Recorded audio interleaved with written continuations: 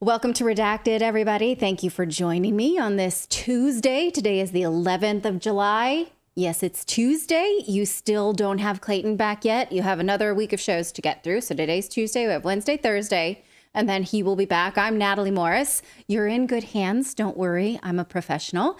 And we have a lot of news to get to today. So let's go ahead and talk about what we're going to talk about, and then we'll actually talk about it. Is that a good plan?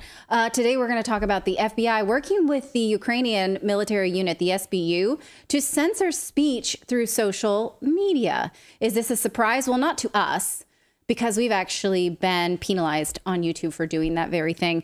Now we know that there was a concerted effort to make sure that happened. This war propaganda, you guys, is strong. If you think that we are far from the days of weapons of mass destruction, you're wrong.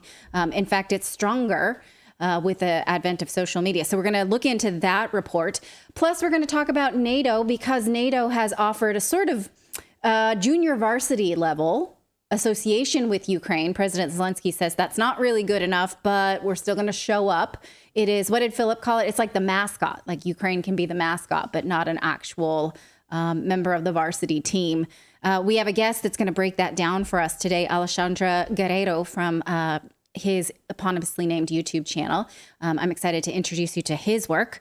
Plus, we have a new study that shows that the adverse events from the COVID vaccine came from a very small number of batches, and those batches were the earliest rolled out. It's a strange data set that brings up more questions than it answers. Mainstream medical journals were not interested in this study. Is that a surprise? Plus, we want to give you an update on the Spanish-Russian freelance journalist Pablo Gonzalez, who's been jailed in Poland since last February, over a year now, without charges. So while the world is really interested in Evan Gershowitz, the Wall Street Journal reporter that's jailed in Russia, no word on someone on the other side suffering the same thing. We have an interview with his lawyer from Redacted correspondent Dan Cohen, and I'm excited for you to see that as well. Again, to ask yourself, is this a blaring omission, the quest for his freedom in the ever-growing propaganda for war that we seem to be bombarded with? So all that and more as Redacted starts right now.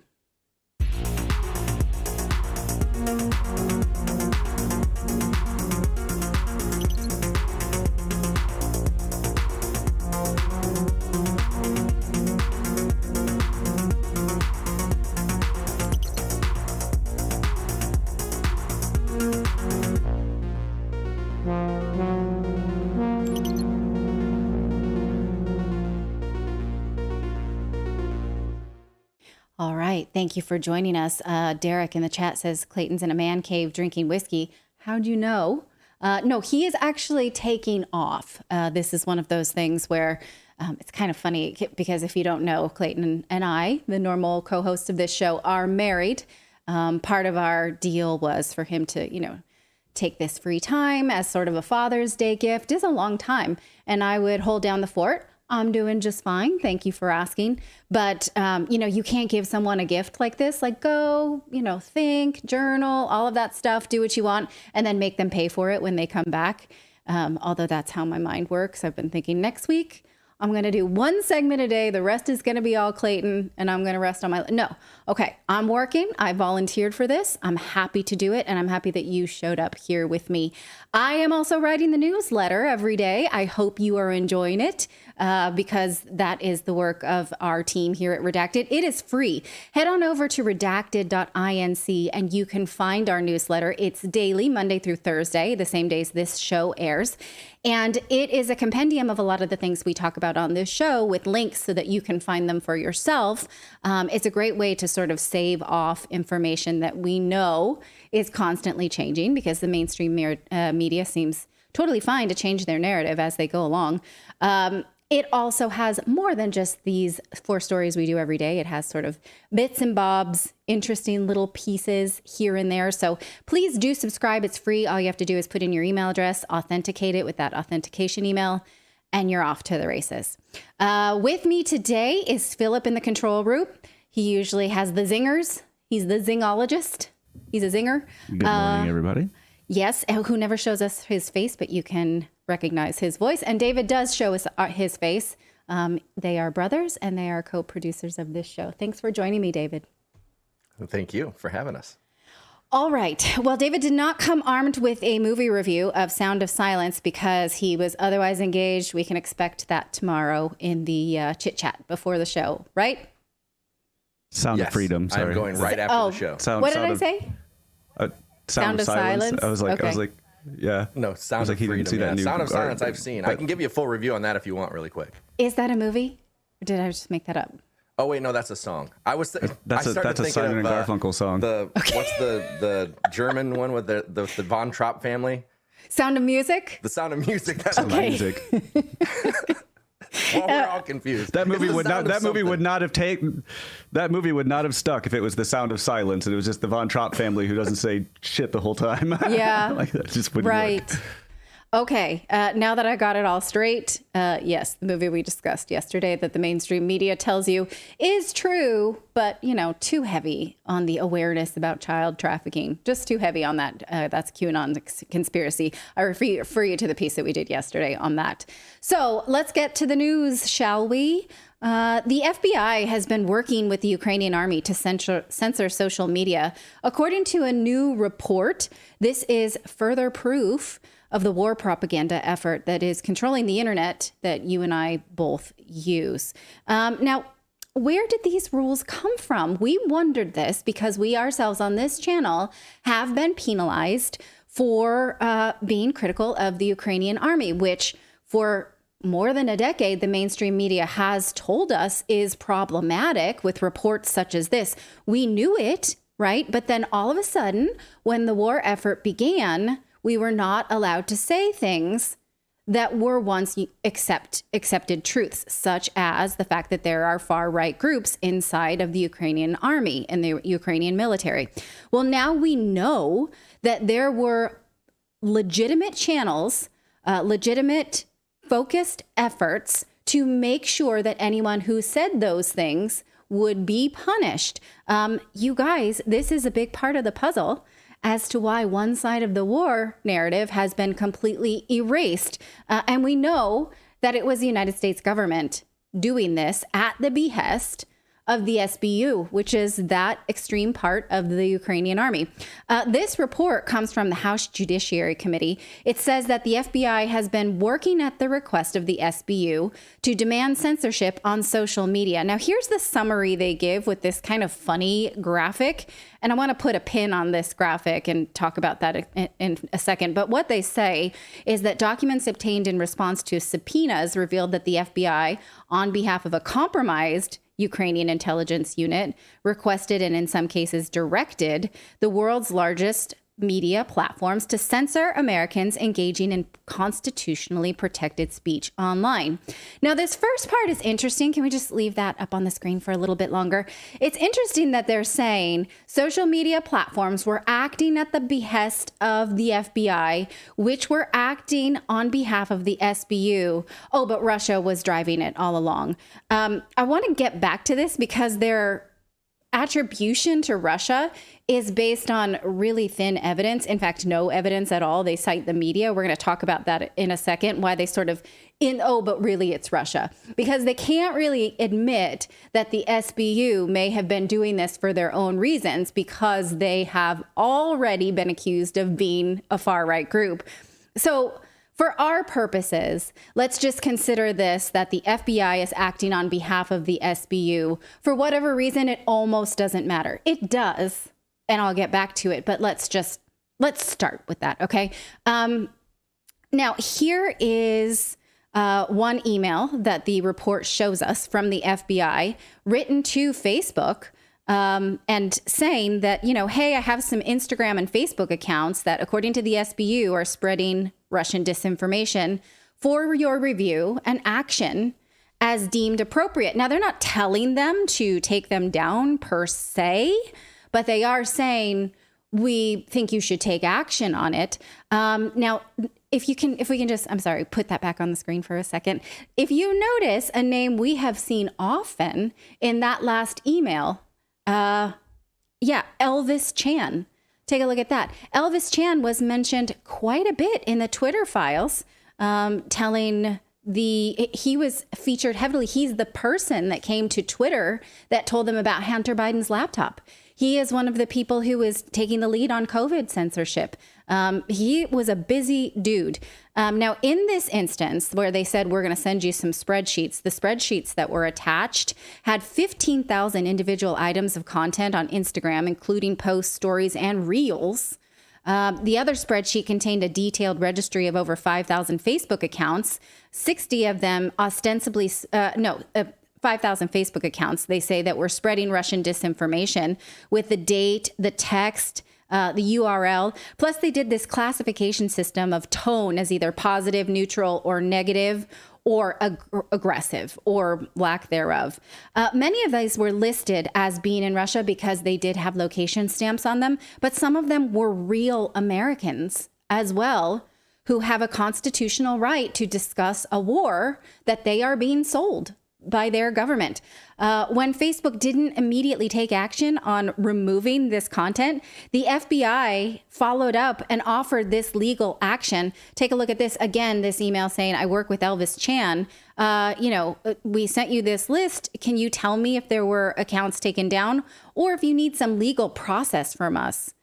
Well, that's interesting. What do you think they mean by legal process? Like, you will be censoring these things, or we can offer you legal services? No, that sounds like a threat to me. It sounds like, or do you need us to go, like, are you going to do it voluntarily, or do we need to legally force you to? Okay. That's what it sounds like to me. How would they do that? Like, they can't issue an injunction. A judge has to do that. They can, I guess, sue them to do it. I read this as like, should we give you some legalese as justification to do it? But maybe, I don't know. I really don't know how to read this. But it seems to be like, we're asking you to do this and we will legitimize it if needed, but you should just otherwise do it. Somehow in this list, the FBI list also included the Instagram account of @USAPO Ruski, which is the official verified Russian language account of the U.S. State Department. Oops, how'd that get in there? And the FBI was not shy about telling Instagram that they were working directly on behalf of the SBU. Take a look at this email from 2022. Just for your review, the SBU requested, where appropriate, accounts be suspended. Now, why is the American government doing things that the SBU want? Why are they working on their behalf? The committee says that sadly, they even censored posts like this one of people who don't like Putin. And they're saying this as a bad thing, like, hey, here's a post of a Russian person saying, hey, we're really ashamed to be Russian. We're ashamed of our president. We didn't elect him, And they're saying, the report is saying, this shouldn't be censored. This, of all things, should be elevated, if not. Again, is this in the best interest of our government, the U.S. government, to be working on behalf of the Ukrainian military to censor you? Or anything, really, or what you get to see? Is that in our best interest of national security? I mean, whose interest is this in? Just think on that for a second. Let me see. Is it in the interest of the Ukrainian army? Yes. Who else? Any guesses? Is it in the interest of free speech? No. No. Is it in the interest of the neocons who love and profit from war? Yes, it is. Yes. Well, and I think that it also allows them to, because we know about that ID that they're working on over there. I think it helps them with processes on how to how to automate it. Like, they go through the manual processes, and then in the back end, they're thinking, okay, now how can we automate this so that it becomes more automated and we don't have to manually get involved? Yes, I suppose that's also true. That's something that plays into this. Absolutely. Now, recall that last week we talked about how a judge ruled that the government can no longer reach out to social media companies to tell them what to censor. After that story broke on the 4th of July, the Justice Department appealed the ruling, saying, we want you to not do this. We want to still be able to censor social media. Please, don't do this. They asked for a stay of that ruling so they can keep censoring social media. And just yesterday, that same judge denied it, saying, no, the ruling's still in place. You still cannot censor social media. You can't do it. So this censorship business that the government has been doing business with Ukraine, we know it happened last year. We here on Redacted were the beneficiaries, I would say, or the recipients of such disciplinary action. So now they can't do it anymore. They're not supposed to. The key word here is supposed to. Now, about that connection to Russia, that the House Judiciary Committee says that the FBI was working with the SBU. Oh, and the SBU was infiltrated by Russia. This report offers very tenuous proof of this and only cites media reports from The Guardian and Reuters. No actual intelligence, couldn't be bothered to find that if you think that this is Russian disinformation and you're linking to the media. Okay. The one person they linked to saying that they infiltrated the SBU on behalf of Russia was actually a spy for Ukraine.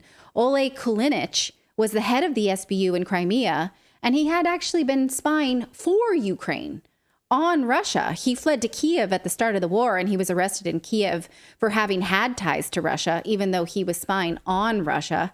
I decided not to go too deep into the weeds of this Russian connection part because it's just so strange. It's very sloppy. You can read it for yourself. I'm going to link you to the original report in the newsletter tomorrow. It almost kind of doesn't matter because the point is that the FBI is working on behalf of a foreign country to censor information about a war you're being sold, and that in and of itself is bad enough.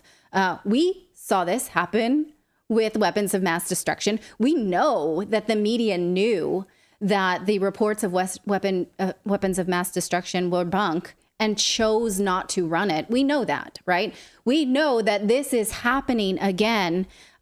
So this sort of throwaway, but really Russia is behind this and is the bad guy is, to my mind, a bit of a distraction. And maybe it's the House Judiciary Committee saying oh, but we're not really saying anything bad about Ukraine. Yes, all Ukraine, love them, all great, right?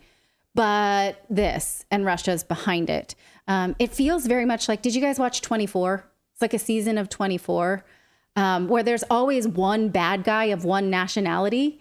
And then when you get up to that bad guy, it's really a bad guy behind him who's of another nationality. Did you guys see that? That is like the plot of every season of 24. No? Nobody? David, did you watch 24? Yeah, I never watched it. I like Kiefer Sutherland, but I never saw an episode of it. Okay, well, I've just given every season away because it basically, that's how it works, is you're going after the Persian guys, and then behind them is actually the Afghanis. And then the next season is you're going after the bad Vietnamese guys, and then behind them is, but it's really the Russians that are, it's always, nationality-based bad guy and a different nationality behind that bad guy. That's kind of the whole. So sorry if I gave that away. It's otherwise fine, an interesting show. So that does feel like what this is. But again, does it matter, or does it really matter that our own government is censoring speech around a war that they are selling us? I feel like that's the banner headline. And there's a lot of distractions around this that are important.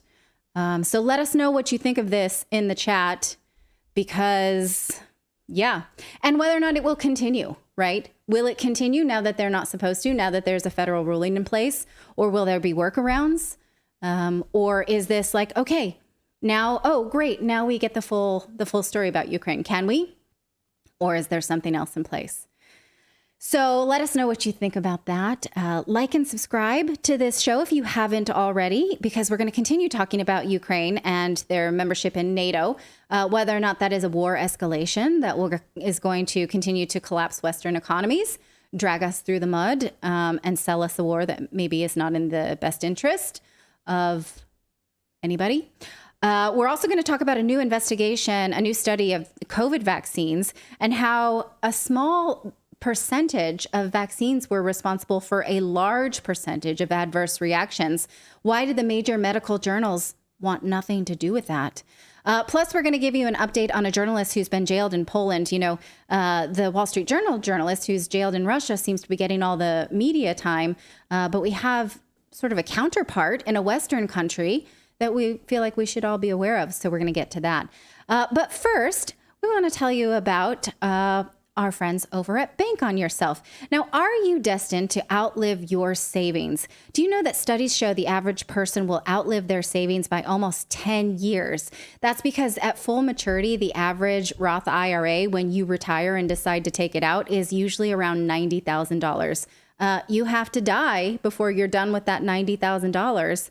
That's not a good retirement plan. That's 10 years without a retirement income by most statistics. Then what are you going to do? That's proof that conventional retirement planning advice has failed. So there's a better way to grow your nest egg. Bank on Yourself is a guaranteed and predictable way to grow your hard-earned money.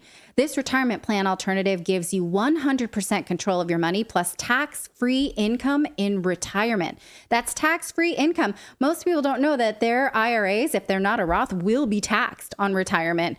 But you don't have to plan that way. You'll know what your tax rate is in retirement with this plan. That's 0 under current tax laws, which protects you from the oncoming tax tsunami. Plus, you're in control. Unlike 401ks or IRAs, with Bank on Yourself, you get access to your money for any purpose at any time with no questions asked and no government penalties or restrictions on how much income you take or when you can take it. Bank on Yourself is this strategy most famous businesses like McDonald's used when no banker would lend to them, and almost anyone can do it. Also, Walt Disney did this as well because nobody would lend to him for Disney. Now you can get a free report with all the details on how Bank on Yourself strategy adds guarantees, predictability, tax savings, and control to your financial plan. Just go to bankonyourself.com/redacted. That's bankonyourself.com/redacted. I'll say it one more time. bankonyourself.com/redacted. Well, NATO now says they will fast-track Ukraine's membership process by skipping one of the 2 application steps.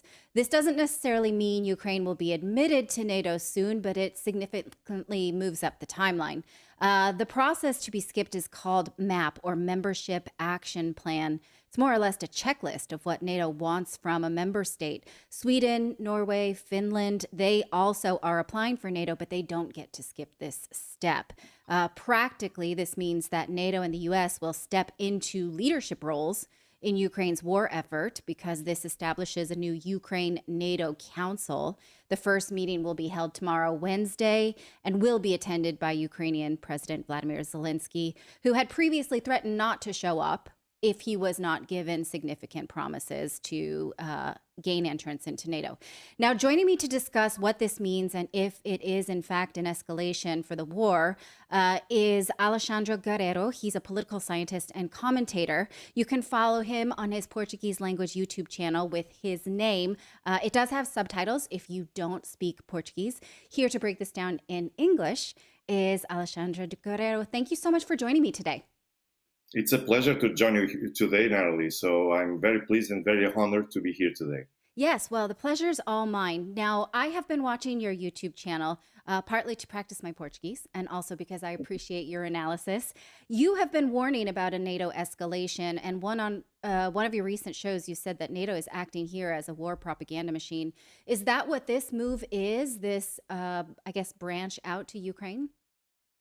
It is indeed. So on one side, they give with one hand and then they take with the other. But the main problem is that NATO actually seeks to put more pressure on Russia because on the battleground, they actually are unable to defeat Russia, at least even with the so-called counteroffensive. And the more weaponry that they provide to Ukraine and the more technical support they also provide to Ukraine, it's not getting any good results for this counteroffensive or even to put pressure on Russia. But when we look at this approach towards Ukraine and the proximity that they want in order to bring Ukraine to NATO, it seems unrealistic to me that Ukraine will ever manage to meet the minimum conditions to be a member of NATO in the near future or even in the medium term, because from a technical legal point of view, if we look at the requirements established in 1995 NATO enlargement study,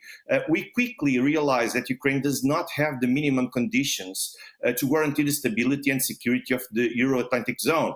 It cannot contribute militarily to the alliance. It is not a democracy. It fails to guarantee a good neighborly environment. It has also a critical record of violations against minorities' rights, and it does not even have its borders defined.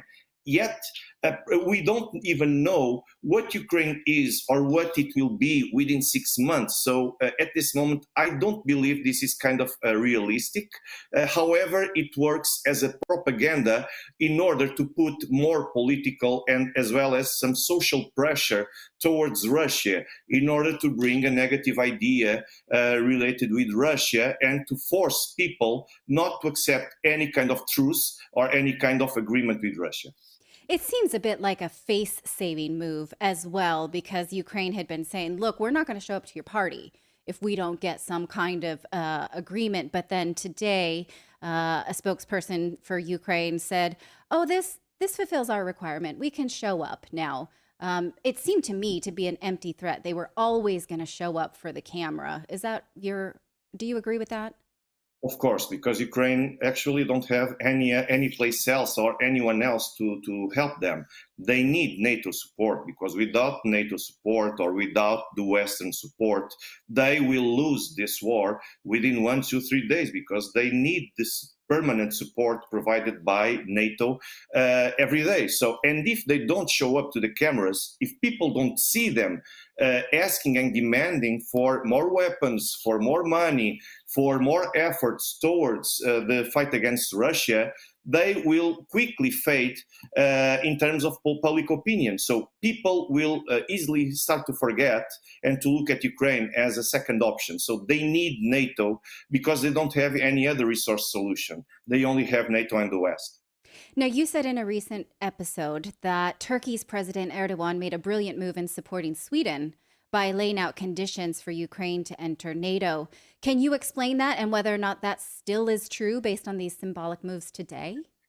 Yes, I believe so, because Recep Tayyip Erdogan has ever been showing that his kind of politics and geopolitics usually are inspired by some kind of tactic according to which he saves some cards, some big cards in his sleeves. So, and anytime he needs to show them, he wins the game, because people are not expecting Erdogan to make this kind of moves. No one was expecting until yesterday that Erdogan would ever request to join the European Union like he did yesterday, because even during all his speeches and public statements, he said at least since 2016 that the European Union was already a project or an ambition that he already forgot. It wasn't not on Turkey's plans and intentions to become a EU state member.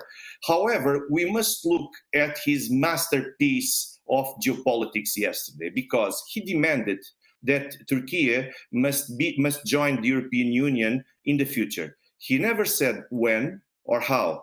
Maybe because he is not expecting actually and realistically to join the European Union. However, he is requesting and he demands something that he demands, and that's very important not only to Erdogan but also to Turkey, is to develop the relationship between European Union and Turkey regarding the customs union, as well as the visa waiver program that the Turkey always have dreamed about, but they never had from Europe. So if he can at least get this, I think that it would be seen as a half victory for Erdogan, but on a Western perspective. But for Turkey, this will be seen as a huge victory. So, and at the same time, he was able to give some arguments also to the West and to the world as a whole, that Turkey is no longer seen as a society that is seen as a brutalized society, an underdeveloped society, like it has been seen over the years. There are two reasons why Turkey has always failed to meet the minimum requirements to join the EU. The first was the religious aspect, and then it was also the cultural aspect. And from this moment, what Erdogan got, because also Charles Michel came to the public saying that he would do everything he could to help Turkey to join the European Union. What Erdogan got with this was Turkey now is one of the developed countries like we are here in the West. So this is a huge diplomatic victory for Erdogan. Now, one of the things about the fact that Ukraine may get this sort of council, but not formal membership, does seem to feel like NATO member countries will still be dragged into the conflict more than they wanted. Even if this is a symbolic move, it does up the ante. So if you live in a member NATO state like you and I do you think that means then that the countries that we live in will be further dragged into the conflict? It will, because the European Union and the Western countries don't have any other option. They got into this with Ukraine. They continued to go deeper with Ukraine, and now they don't have a way out. The only way they have to get out and leave Ukraine alone is by making some kind of agreement or concession to Russia, and then leave Ukraine without an option rather than to celebrate an agreement, a peace agreement with Russia. So I believe that now Europe and the West have come to a point, have they reached the point where they must invest everything they have and wait and pray for Russia to commit some kind of mistake, huge mistake, that could cost a lot to the Russian effort in Ukraine. I don't see how the West can move out from this kind of hybrid and proxy war with Russia.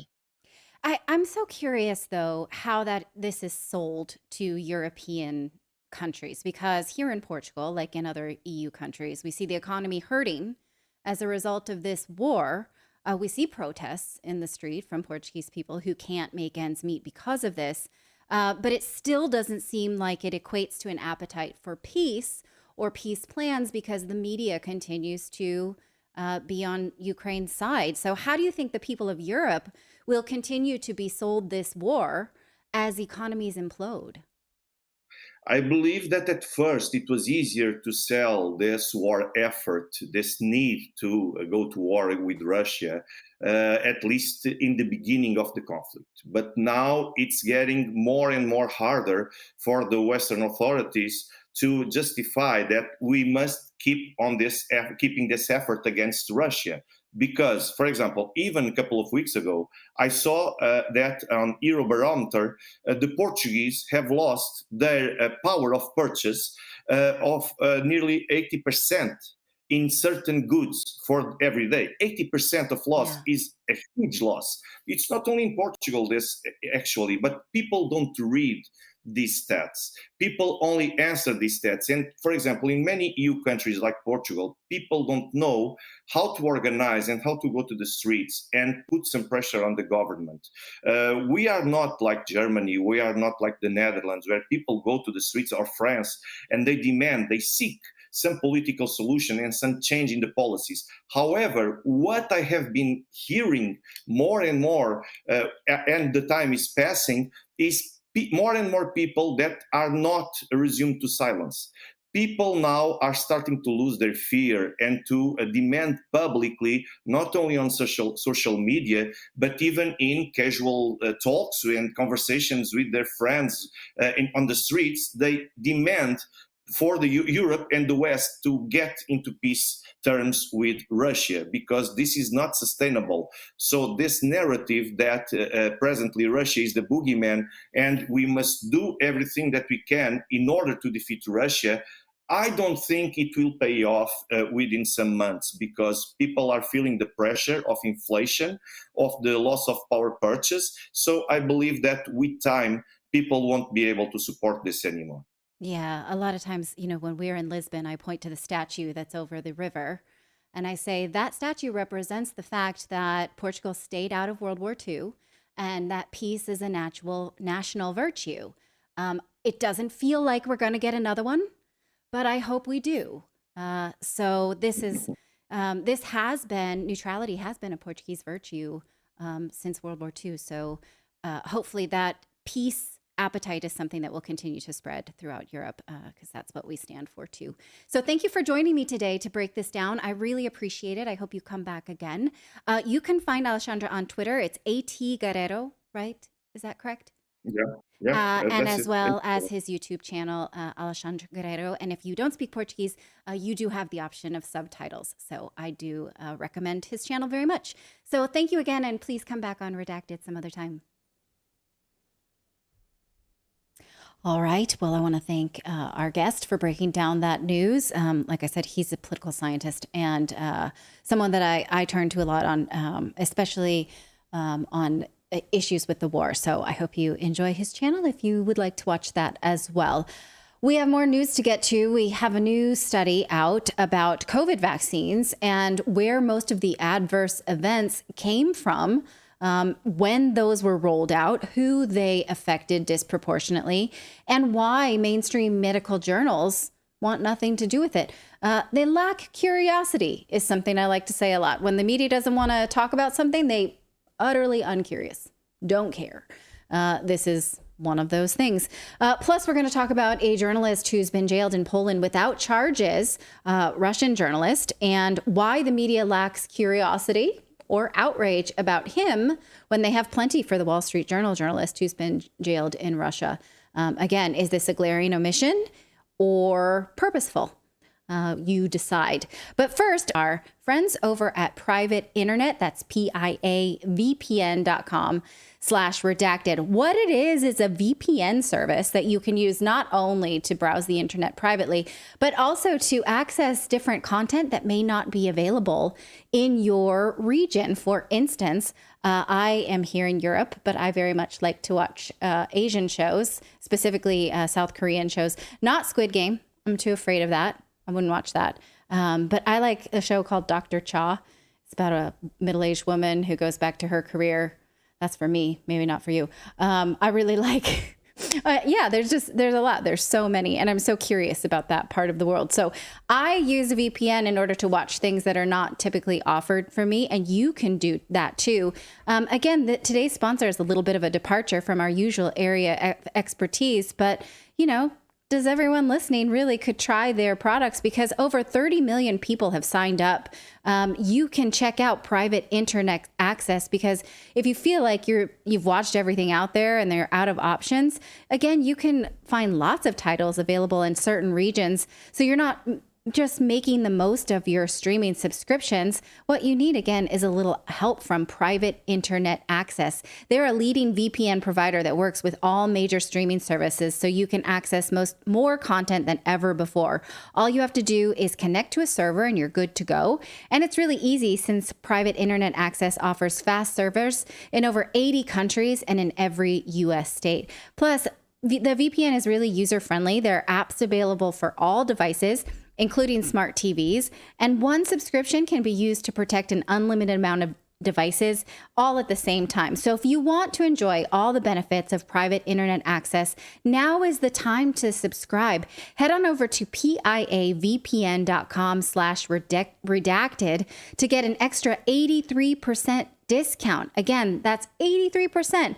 It's just $2.03 a month, and you get an extra 4 months completely for free. But you have to go to our link. Again, that's piavpn.com/redacted for a truly private digital life. One last time, that's piavpn.com/redacted. All right. Well, a new study shows that a very small percentage of COVID vaccine batches were associated with nearly 71% of adverse events in people who took the vaccine. We call these SAE, or serious adverse events, or just adverse events. Here is the study. It was published in a journal called, it's not loading right now. Do you see it here? Well, I'm going to get to that in a second. Interestingly, though, all of the major medical journals this was submitted to and declined to peer review it and declined to even touch it at all. Now, according to the lead researcher, one of them, Dr. Vibeke Manike, I think is how you say her name, 4.2% of the batches are associated with almost 71% of the reported side effects. Now, why would this be? There's so many questions. Now we're going to explain this graph to you. And I'm going to let her do so because her study was published in March, but she was on Dr. John Campbell's YouTube channel recently to explain this. And I wanted to highlight this content. So I'm going to show you part of her appearance on that show. And we're going to talk about why no one's responded to it. She says Pfizer absolutely should respond to it, and they have yet to do so. And again, what she's studying here is officially reported adverse events of the Danish vaccine rollout. But she does say that similar shifts in vaccine protocol occurred globally and that she has seen this same data replicated in other countries. We're going to talk about how likely it is that it happened where you live in a second. So again, let's watch her explanation of why so many adverse events were concentrated on so few batches of the vaccine. So 4.2% Yes. of the batches accounted for 71% of the side effects. Yes, of the Or reported side effects. The reported adverse reactions, yeah. Yes. If you take us through this blue grouping, first of all, with the highest incidence of adverse reactions, alarmingly high Yes. adverse reactions. Yes, I mean the thing is these side effects, adverse reactions, everything from, well, you have death in it, but you also have like myocarditis, you have tinnitus, you have soreness, you have redness. I mean, this is a bunch of side effects, some being less serious and other being more serious.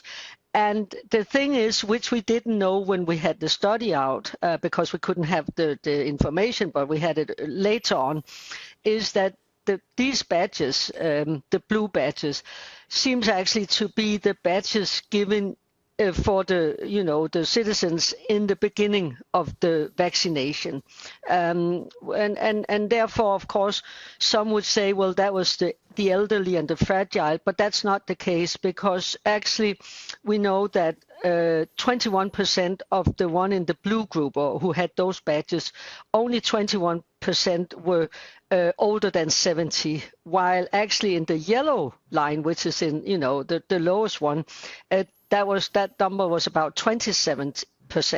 So the thing is, it's not the explanation is not that it was the elderly or the fragile, because literally mainly those vaccines were given to frontline health personnel. So it just shows that for some odd reason there was many more reported side effects for very few batches. And then, we go to the green group, where there's kind of, and obviously and statistically also much less side effects reported.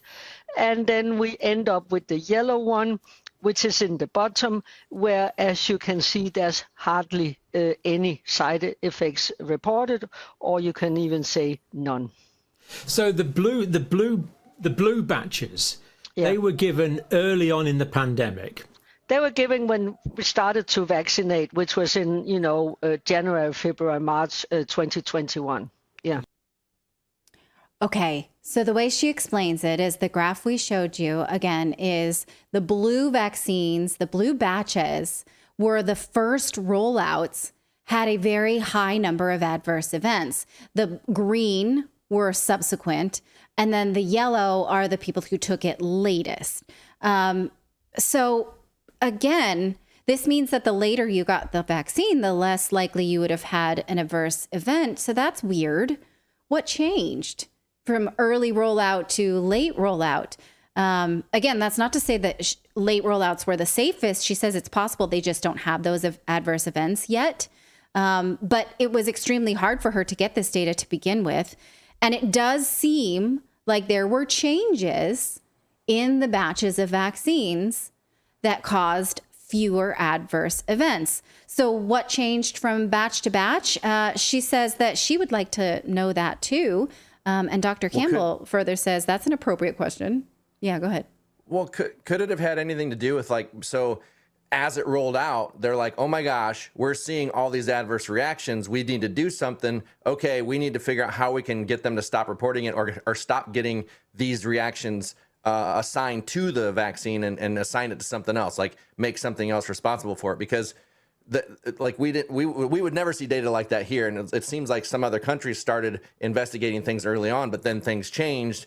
So I mean, could it have been a propaganda campaign, something like that, to push doctors not to take those reports?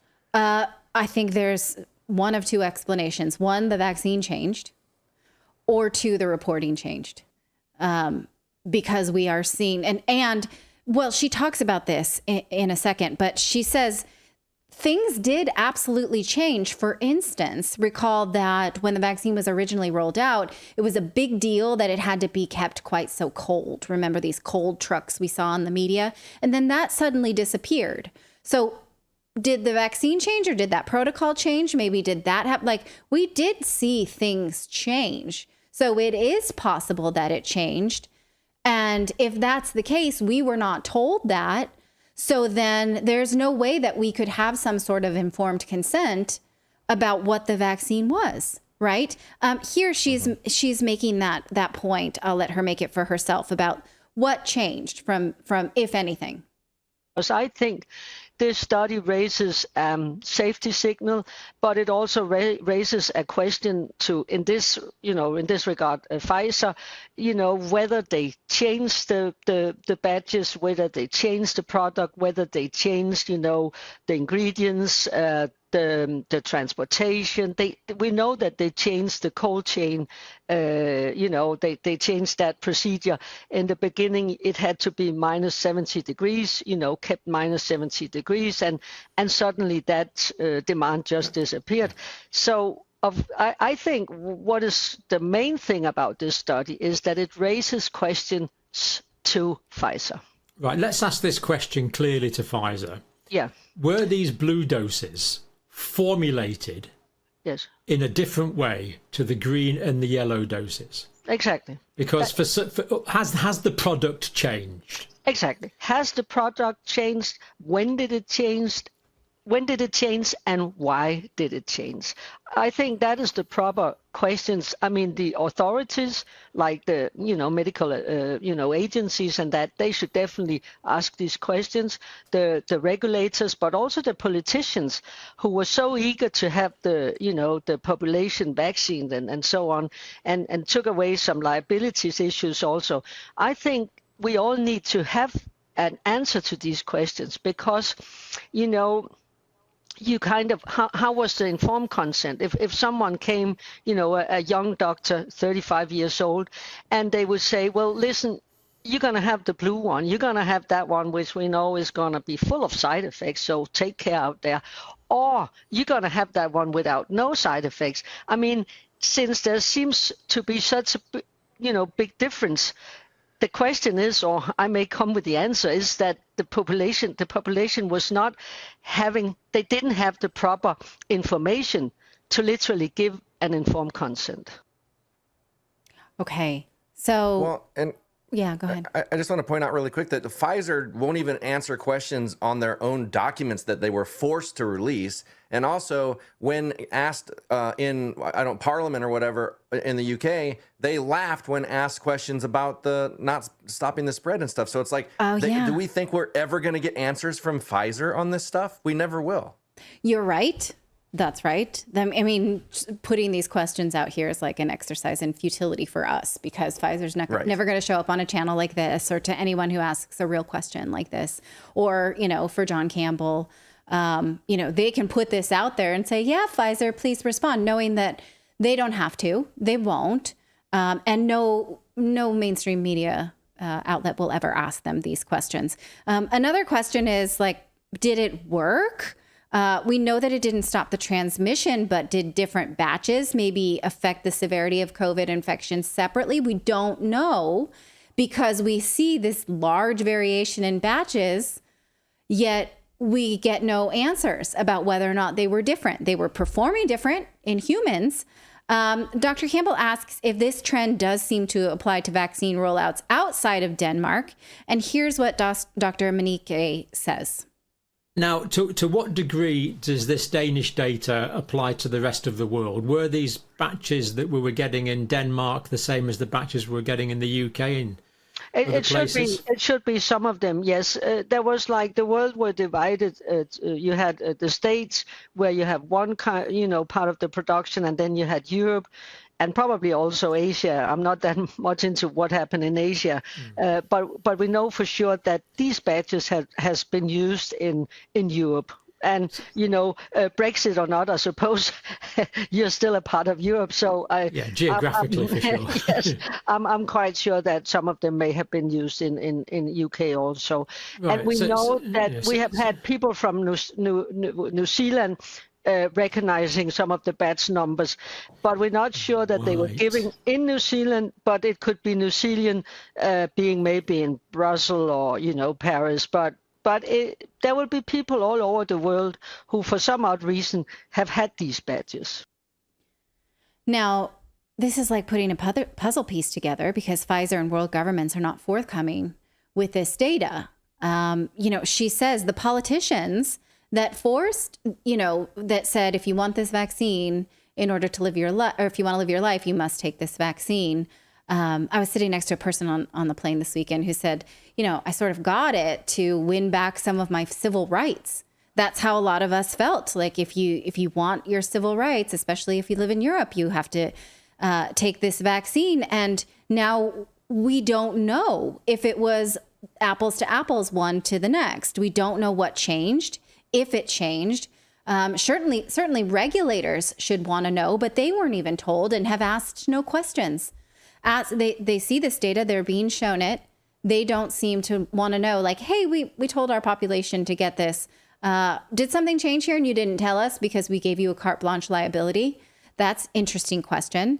Again, she says... I was just going to say, there has to be a reason, too, like why her information is not mainstream, because it's like there's a global effort to silence these people. There have been doctors in South Africa that were asking these questions and saw the same things, and they have been marginalized, fired.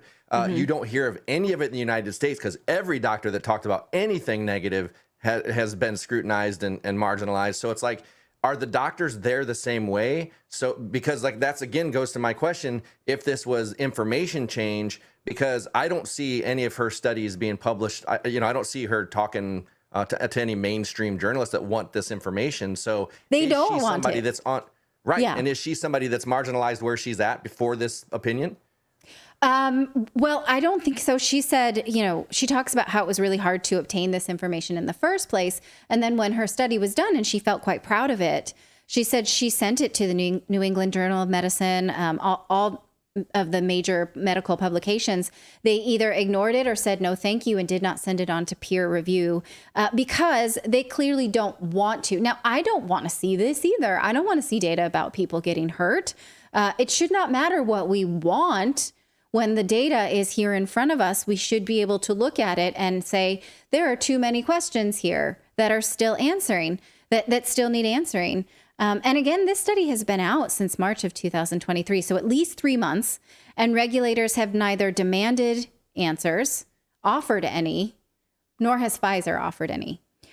So let us know what you think in the chat of this. This is a study that we did publish today in the newsletter. So if you got your newsletter, you got a link to the original study.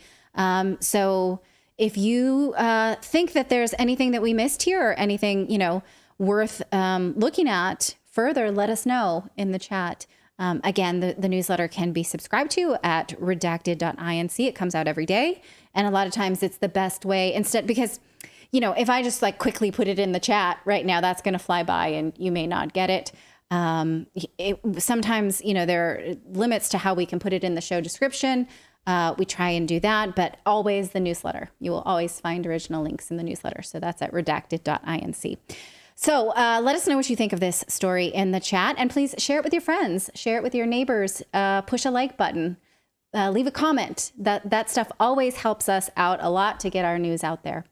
So we have one more story to get to tonight. Again, I remind you, for those of you joining us late, is that you only have Natalie today because Clayton is still off for another week, and he'll be back on Monday, I promise.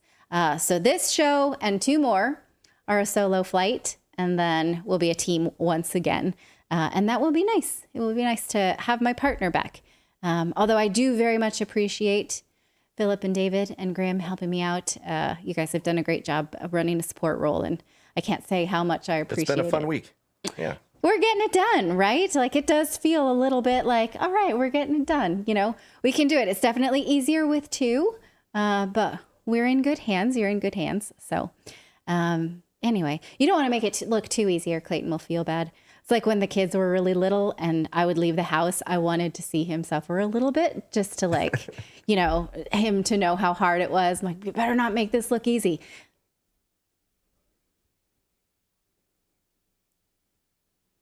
Yeah. Right. Yeah. Exactly. Not so easy, is it? Yeah, we're better with two, but we're hanging in there with one. So I appreciate you, all your nice comments. I see them, and all your nice comments that you miss Clayton. They mean a lot to the both of us. We're a good team. It's one of my many things that I'm grateful for in my life is I have a good partnership in my marriage, and I'm glad that it's been able to like birth 3 children, but also this show and this community. And it means a lot to me. I don't know where I'd be without it, actually. So thank you for joining me, and thanks for being here. You don't know how much I think about this show and how much it means to me. So anyway, okay, we're going to do one more story. We're going to talk about this journalist who's been jailed in Poland without any charges, why this is lacking in mainstream media coverage when the Wall Street Journal, a journalist that's jailed in Russia, gets a lot. Is that a blaring omission, or is that a purposeful omission? Our own redacted correspondent Dan Cohen brings us that story next.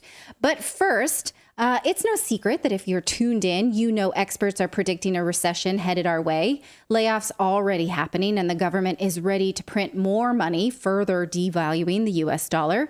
While last year was terrible for most investors, 2023 could be even worse. Unless you were smart and invested in gold, then you were protected from loss while other investments fell. If the experts are right and we do hit a recession, 2023 is looking even better for gold and silver investors. So if you're interested in investing in gold, then Lear can help you start purchasing precious metals or converting part of your IRA or 401k into silver and gold IRA. Call Lear Capital today at 800-613-3557 or go to LearRedacted.com. Right now, if you buy 1 ounce of gold, Lear Capital is giving away a free ounce of silver. That's incredible. Literally free silver that you can keep or sell immediately if you want to. There are a lot of gold companies to choose from, and Lear has over 25 years of experience, thousands of 5-star reviews, and a risk-free guarantee that gives you 24 hours to review your purchase before committing to it. Lear Capital is a top choice when buying gold and silver. So go to LearRedacted.com or call them at 800-613-3557 and get your free gold and silver investor guides and receive up to $15,000 in free bonus metals with a qualified purchase. Once again, to learn more, call 800-613-3557 or go to LearRedacted.com. Pablo Gonzalez is a Spanish-Russian freelance journalist who has been imprisoned in Poland since February of 2022 without charges, I might add. Why? Redacted correspondent Dan Cohen spoke to his lawyer, Gonzalo Boye, about this injustice. Boye says that Gonzalez's health is deteriorating in solitary confinement. Is this an international violation of his civil rights? Watch this interview and see for yourself. Gonzalo, you've taken on all kinds of cases over the years as a prominent lawyer, from attempting to prosecute Bush administration officials for crimes against Spanish citizens in Iraq, I believe, to defending the Catalan independence or separatist leader, depending on your preferred terminology, and now to Pablo Gonzalez. So why did you decide to take the case of Pablo Gonzalez on?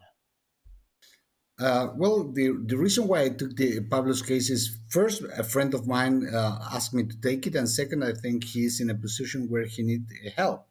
I mean, he has been left alone by the Spanish government. He has been left alone by many journalists and media groups, and he's in a very complicated situation in Poland. You know?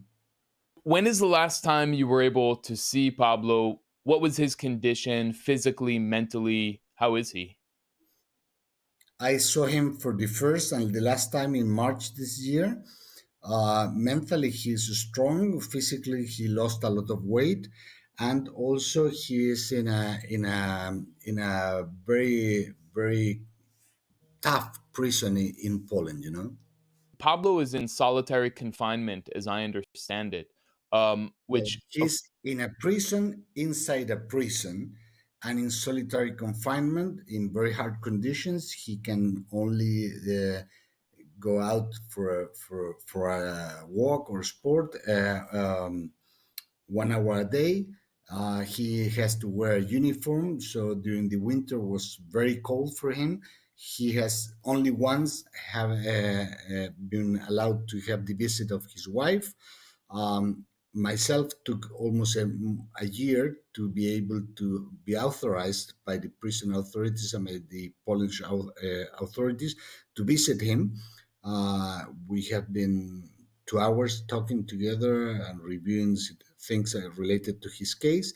And he has no other visit than the visit that he got last November from his wife, and also, well, the visit from his lawyers, myself.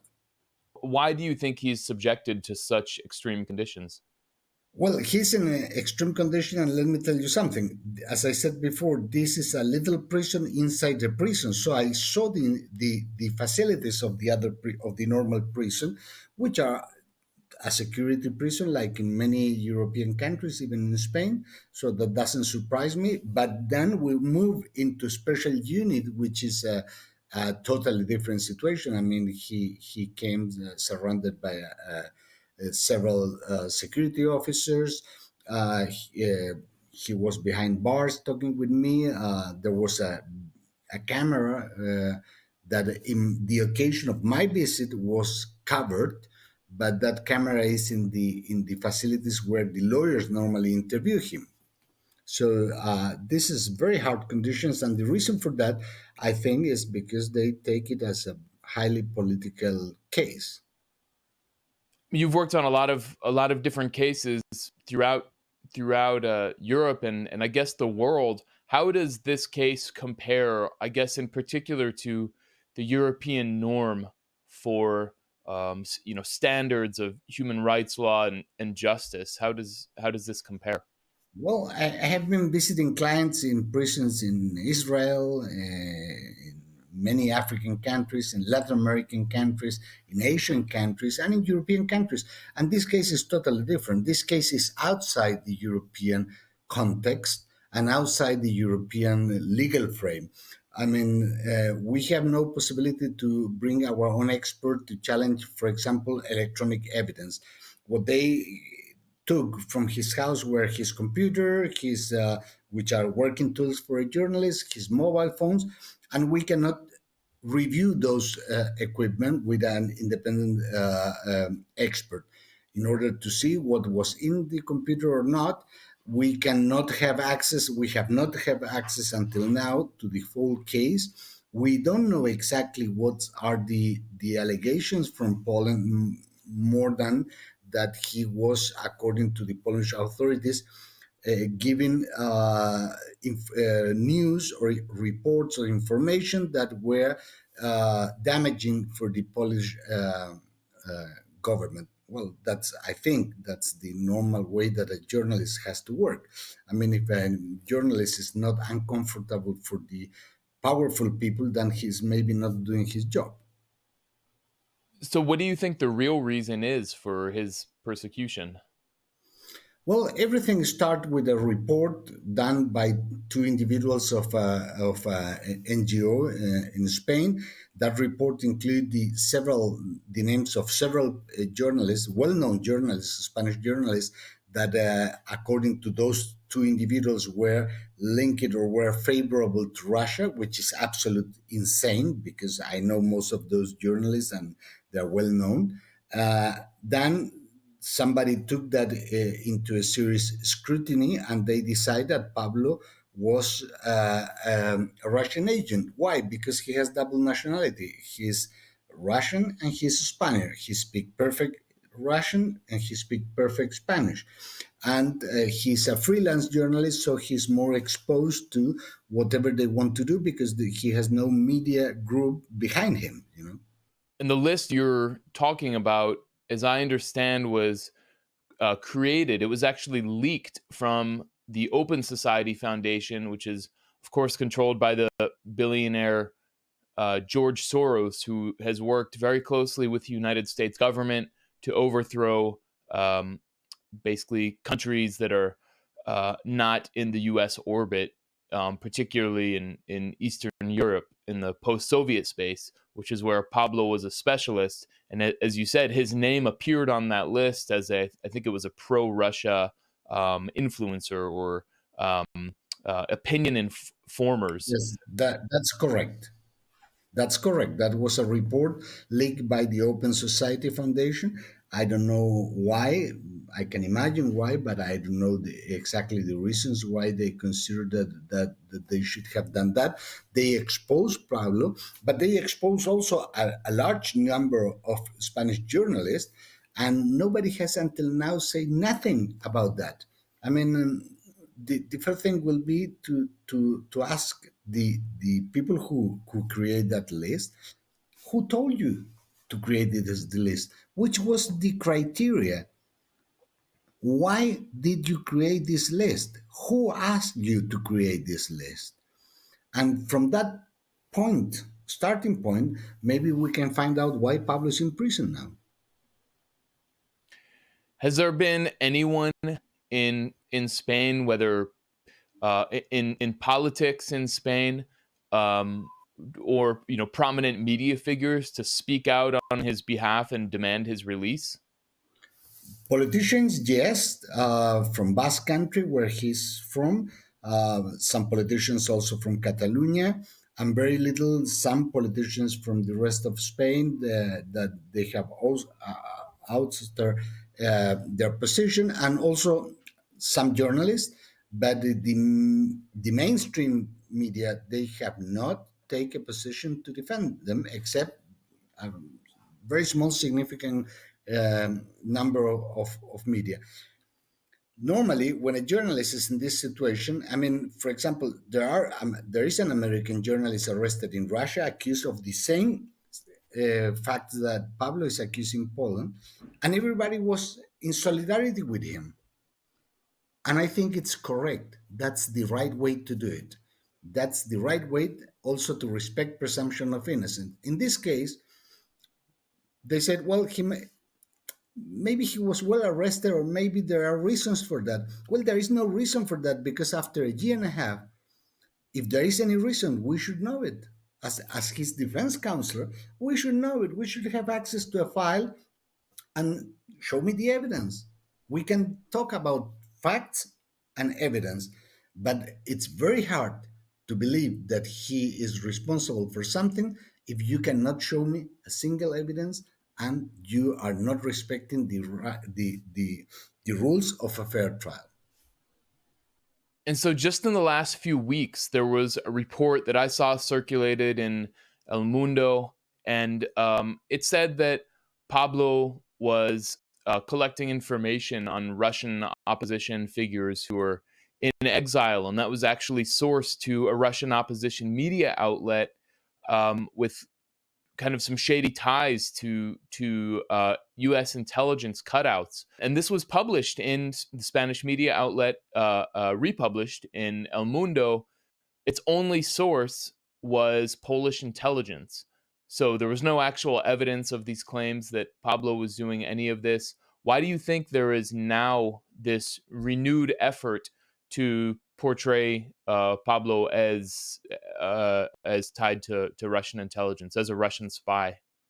Well, in February, when the court decided to extend the period of provisional prison to Pablo, the judge has clearly said to the prosecutor that he would like next time to see evidence and to see what's the sustainability of this case. And now we are very close. As a matter of fact, today was the hearing to see if he remained in custody or not. 2 weeks ago, they leaked this information, which we knew it from last year, from October, November. We have been aware of that through the interrogations of by the Secret Service to Pablo. And there are very interesting issues that apparently that is allegedly is a document that was found in Pablo's mobile, which is a report from him, a Russian agent, according to the Polish authority, sent to his controller at the Russian Secret Service. But the document is in English. It doesn't make a lot of sense. I mean, a Russian agent sending a report to his controller at the Central Intelligence Office of Moscow in English. It's insane. On the other hand, that's one of the reasons why we want to bring our expert to see what was in Pablo's mobile and in Pablo's computer before they were arrested by the Polish intelligence service. Because for me, it's very important what was before, not what's now. And that's something that they refuse at all time to give us access to do that expert report. So how long can this go on? These repeated periods of detention, of keeping him imprisoned. How long can they renew this? Well, they have a broad limit of time, so they are not really concerned about the limit of time, and I have the impression that they are using the provisional prison in order to try to force us at a given time into a plea bargain for the time that Pablo has already served. That's very smart because they keep him in prison, and at a given time, most probably they will say, okay, let's make a plea bargain for 3 years because he already spent 3 years in prison, or 2 years, or 1.5 years, or whatever. This is a way to force a decision of somebody who is innocent to plead guilty. I mean, you've seen a lot in Europe and in the US and across the world over the years. How do you see the state of Western democracy, of the European democracies and the United States, given the ongoing persecution of Pablo Gonzalez, and not only that, but of Julian Assange and these kinds of issues? I mean, how do you see this? How do you see Western democracy?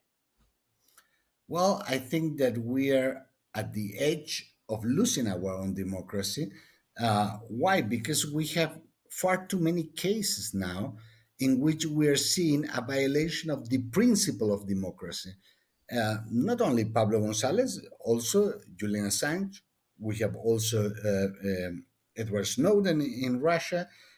We have also the Catalan independent movement, which has been criminalized only for asking for something that the majority of the Spanish people don't like, but the majority of the Catalan people do like. So at the end of the day, I think we are running in a direction that is totally different to what they are telling us. That is, we have certain values. Let's live and respect those values.